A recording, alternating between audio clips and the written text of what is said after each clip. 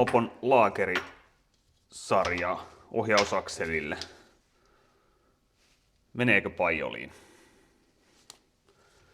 Hyvin samannäköinen korkkis. Tässä on alkuperäiset.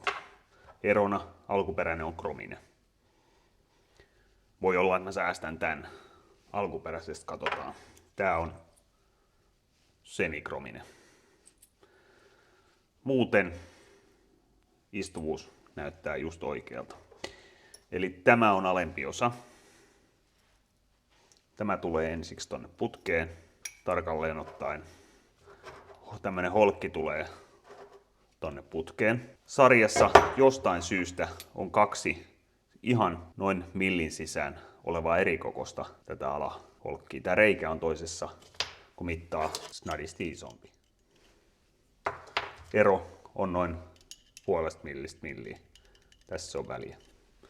Voi olla, että mä käytän tän väljemmän, helpompi laittaa tänne. Tähän prässätään tonne. Tänne tulee pohjalle ensiksi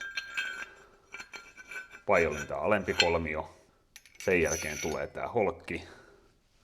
Sen jälkeen tulee itse laakeri ja tää laakeri, ylempi laakeripesä. Pyörii kivasti. Tämä tulee runkoon. Sen jälkeen tulee ylempi, eli toi jää käyttämättä toi yksi osa, jonka merkitystä mä en tiedä. Toi tulee taas rungon sisään, testasin, jo menee. Sen jälkeen tulee laakeri ja tämän pitäisi mennä tänne pajolin kierteelle ja meneehän se. Jälleen kerran pyörii kivasti. Eli tässä ei ole mitään sopivuusongelmaa ainakaan pajolin kanssa. Istuu sinne kivasti. Osanumero löytyy tosta. Solifer, SM tai TS. Pajoli tai ideaalin keulaan käy molempia. Ainakin mun nähdäkseni.